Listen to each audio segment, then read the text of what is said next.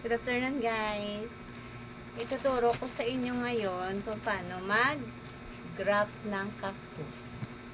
Ng moon cactus. Ganito, oh. Yan. Ito. Dito tayo kukuha sa mother plant. Ita-transfer natin dito sa yun ang i-graft natin. Ang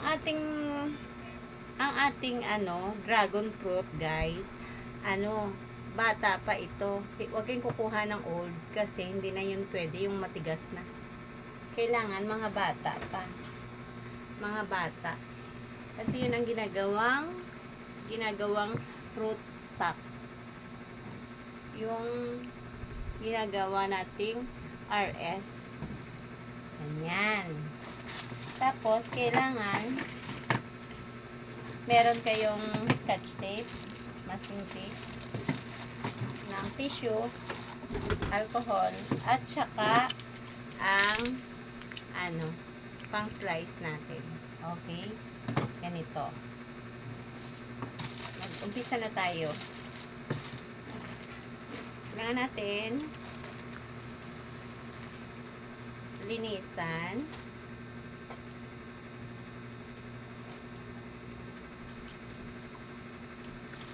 Linisan natin muna ang ating mga materials. Ito. Disinfect natin.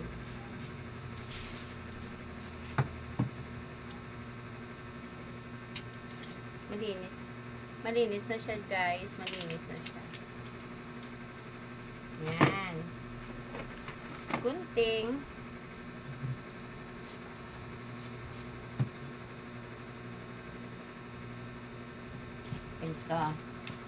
Ito na. Ang kukunin natin ay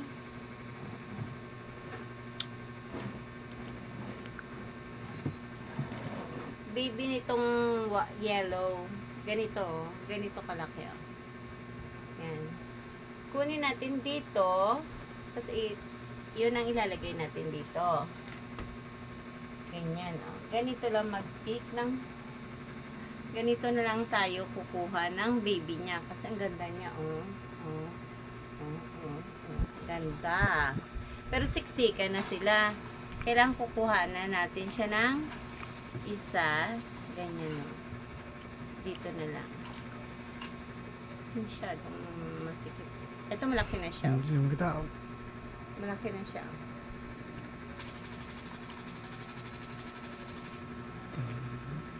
Sorry. Ito na.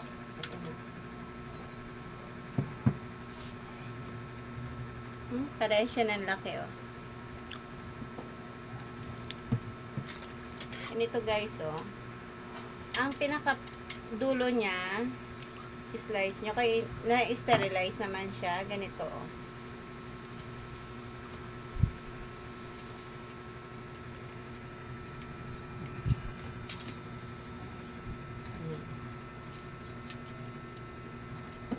Make sure na buhay na ang root stock nyo, ang dragon fruit. Bakit dragon fruit? Kasi mabilis siyang mabuhay. Ito, sensitive ang moon cactus. Ito naman dragon fruit, grabe, mabilis siyang mabuhay. Kahit mahulog lang, mabubuhay na siya. Tapos, alisin nyo ang mga gilid.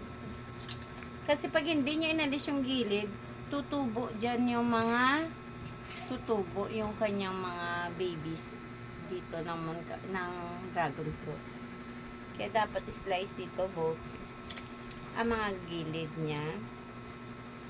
Yan. Ganyan na magiging itsura niya. Tapos kukuha kayo ng baby.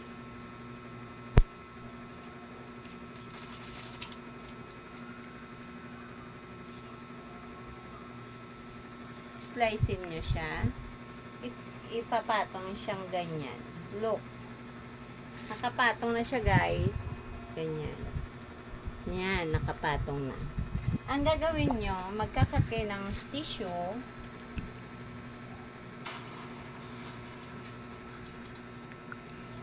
Tissue. Nagkat ako ng tissue. Maliit lang. Ilalagay ko dito. Tapos, lalagyan ko siya ng scotch tape para hindi siya gumalaw.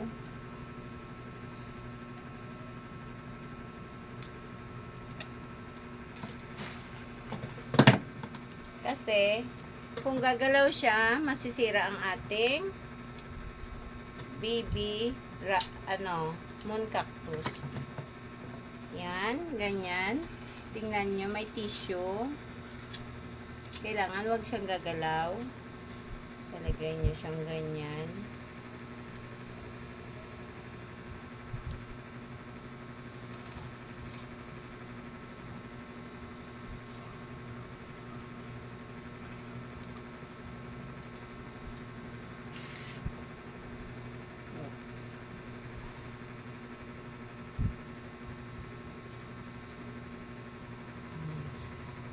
Magkadikit na sila.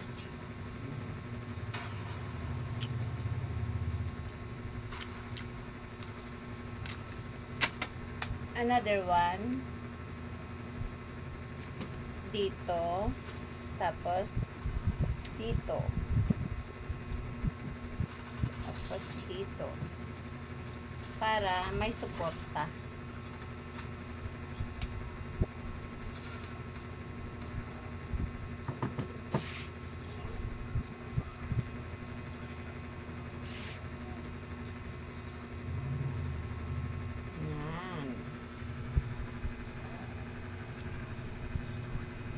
Yan, ganyan. May isa na tayong nag-wrap na moon cactus. Yellow. Tapos, guguntingin natin. Hindi na siya gumagalaw, guys, ha? Hindi na siya gumagalaw. Gagawa tayo dito ng ano niya, ng date niya. Wait lang. Wait lang, guys. Lalagyan natin ng date ngayon. 11. Ano ngayon? 18. 22.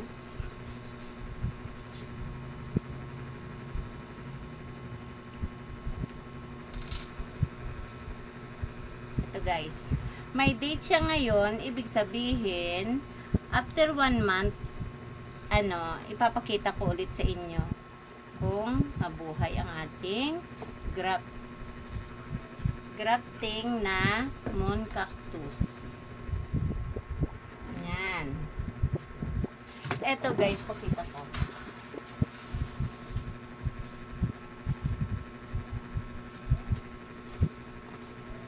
Ito ang liit-liit niya, oh. Ang liit-liit niya, oh.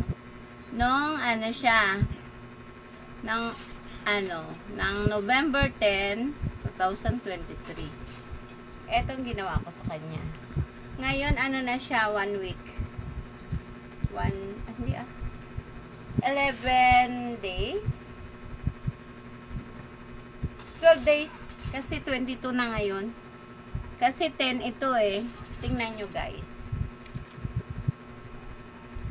Jaran!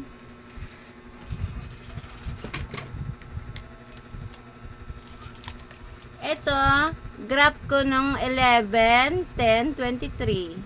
Bale, 12 days na to. Oh, buhay na siya, guys. Buhay na siya, oh. Oh. Nakadikit na siya. Yun ang example ko sa inyo kasi guys, pag natuto kayo nito, pwede nyo nang gawing negosyo. Yan, 'di ba? Gagawin naman natin mamaya ito, itong maroon. Ang laki niya, oh.